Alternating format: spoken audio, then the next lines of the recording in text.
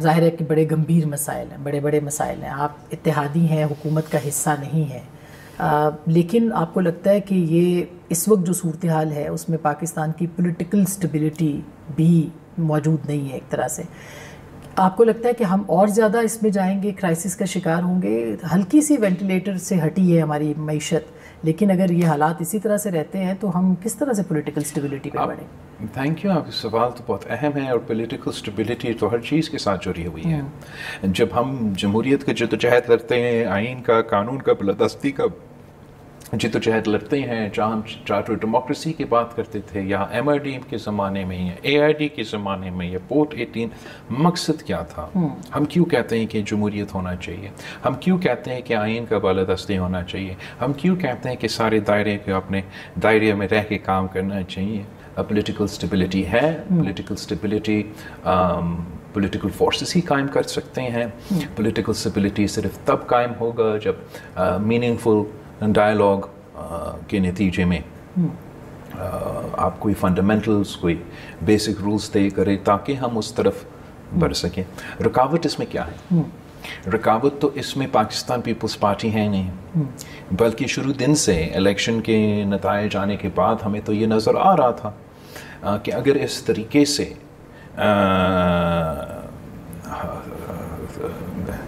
ملک آگے بڑھتا رہتا ہے تو حکومت بھی قائم ہوگا، لیکن جو ضروری کمپوننٹ ہے وہ پولیٹیکل سٹیبلٹی کیسے قائم کیا جائے۔ اور اسی پولیٹیکل سٹیبلٹی کو قائم کرنے کے لیے ہم نے حکومت کے ساتھ پورا تعاون اس طریقے سے کیا کہ کیبنٹ میں ہونے کے نہ ہونے کے باوجود ان کے مختلف اقدامات، ریفارمز، لیجسلیشن میں ہم ساتھ دیتے رہے۔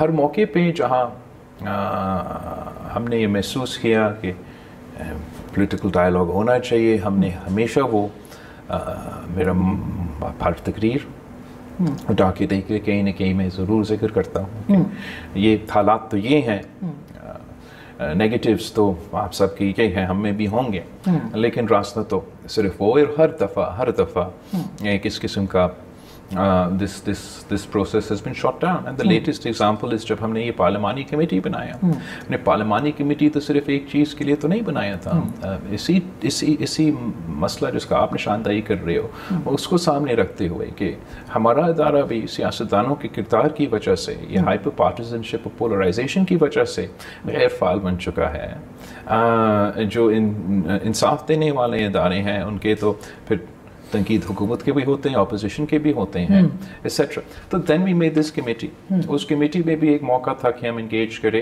مختلف جماعتوں کے ساتھ، PTI سمیت، اور PTI کے چیئرمین نے وہ بیان نکالا جس میں انہوں نے صاف آرمی چیف پہ اور چیف جسٹس پہ اس قسم کے الزام لگائے، اور ایک بار پھر وہ دروازے جو ڈائلاگ اور بات چیت اور پولیٹیکل سٹیبلٹی کے لیے اویلیبل تھے۔ And I think there is a specific reason for this, کہ PTI کی یا کم از کم ان کی فیصلے کرنے والے کی یہ سوچ ہے کہ انہوں نے اس ملک کو نہیں چلنے دینا۔ وہ چاہتے ہیں کہ ہمارا معیشت چوک ہو، وہ چاہتے ہیں کہ ہمارا سیاسی نظام چوک ہو، وہ چاہتے ہیں کہ ہمارا انصاف کے ادارے یا جوڈیشل نظام ناکام رہیں۔ اینڈ وہ اس لیے چاہتے ہیں کہ اس کا تو آبویسلی پولیٹیکل سٹیبلٹی کانٹیکس میں، ایک ڈس فنکشن کی کانٹیکس میں عام آدمی پہ اثر ہوگا، نیگیٹو اثر ہوگا، اور وہ اس نیگیٹو اثر کا سیاسی فائدہ لینا